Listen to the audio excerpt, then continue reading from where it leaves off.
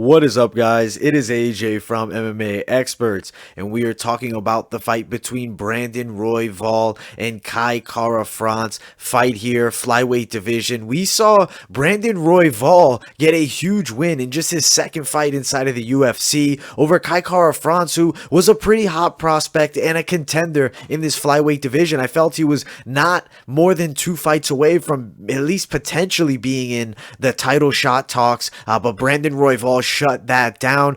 Kai Kara-France did hurt him in that first round. In the early stages of the first round, dropped him twice, had Brandon Royval hurt, but Royval comes with a spinning elbow, lands a beautiful shot that really hurt Kai. Kai goes down. Brandon Royval dominates from the top and looks really good on the top and looked like he may submit Kai, but Kai fights through it. He goes, they get up again. He gets hurt with a big knee. They continue for the round, a bit of back and forth, a bit of Royval. I felt that Royval definitely got the better of him in round 1.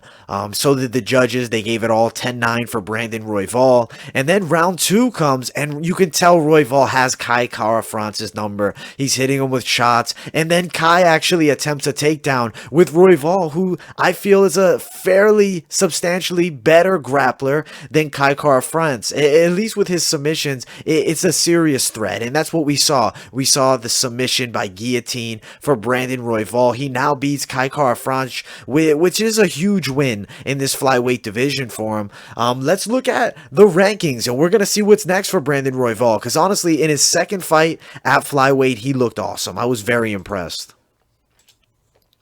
All right, so looking over the rankings here in the flyweight division, we have Davis and Figueiredo, obviously the champion. And you see Kai Kara-France, number 8 in the world, coming off that win over Tyson Nam. Prior to that, lost to Brandon Moreno. But, I mean, he has a lot of skill. Beats the number 8 guy. I mean, who do you put him up against? I mean, Formiga's coming off 3 losses. I don't do the Formiga fight. I mean, I'm not opposed, to be honest with you guys, Brandon Royval potentially fighting Askarov. He's not going to be fighting for a title.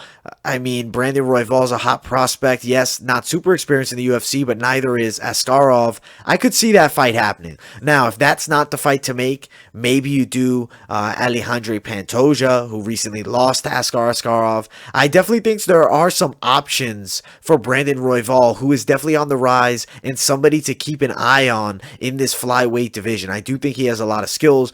Don't know if he's going to be able to beat, the top 3 guys in the world, but I definitely think he has a chance to become a contender, at least in the top 5 of this flyweight division. Quickly scroll through here.